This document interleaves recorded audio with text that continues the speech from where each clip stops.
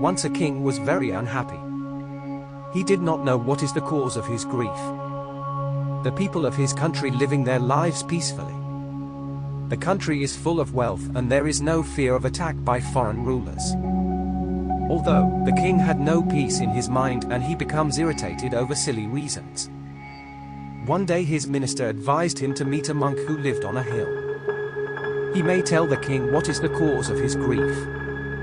So the next day the king went to meet the monk, and told him that his mind became restless all day, so he could not concentrate on his service to the crown. The king requests the monk to pacify his mind. The monk gently smiled and asked the king to come next day, with his fickle mind.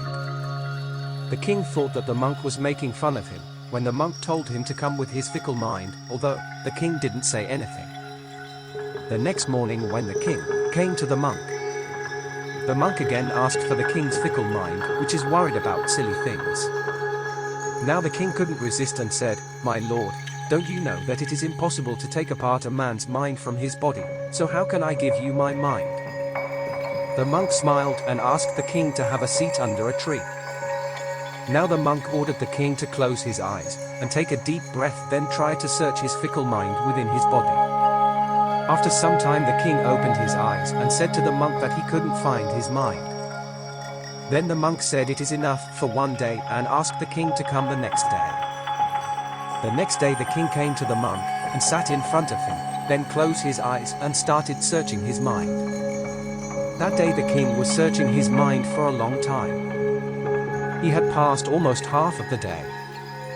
But he couldn't succeed.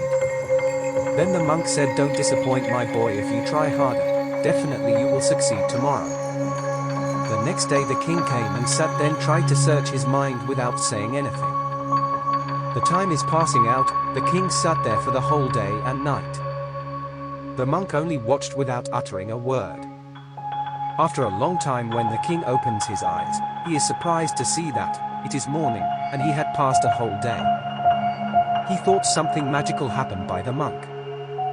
Cause it is impossible for him to concentrate on one thing for a while. His fickle mind was wandering here and there, without any reason. Now the king feels better, there is no sign of his fickle mind which is irritated over a silly reason.